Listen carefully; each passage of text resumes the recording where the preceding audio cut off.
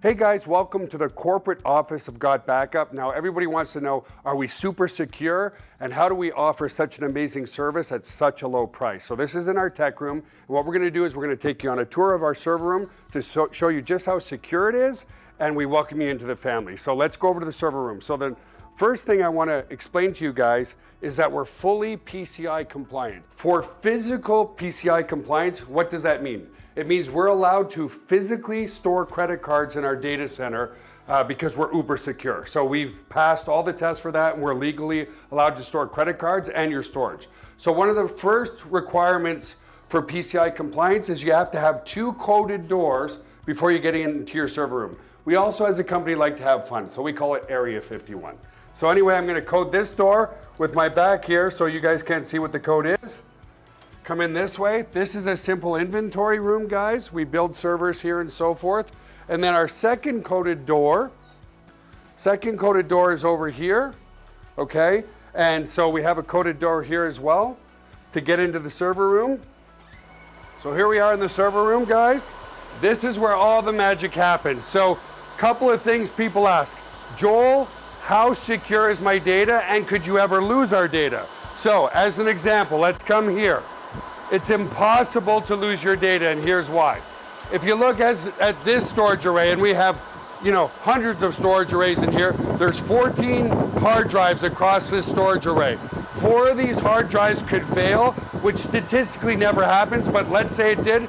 4 of these hard drives need to fail before we start to lose some data. But guess what? We're not going to lose any data because this is striped to here. This whole rack of hard drives here is copied here.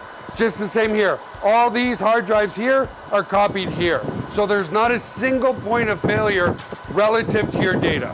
There's also no single point of failure in the server room. As an example, there's A power and B power.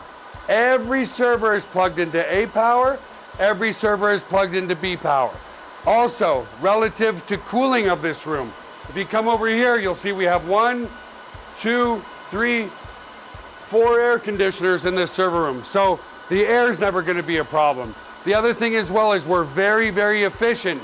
If you look up at the ceiling, let's come back over here, you'll see vents up there, and the cold air is strategically placed in front of the servers here, so it sucks in all the cold air, and it goes over into the hot aisle behind this wall here. So very, very efficient server room as well.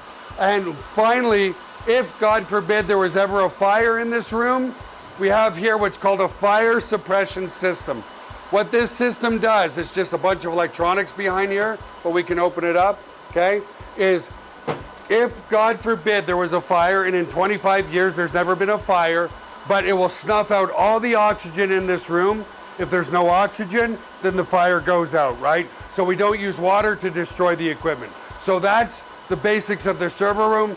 Super, super secure and super redundant relative to your data. So the other aspect to security is we use the exact same security as Amazon, as Google, as all the big players, Microsoft.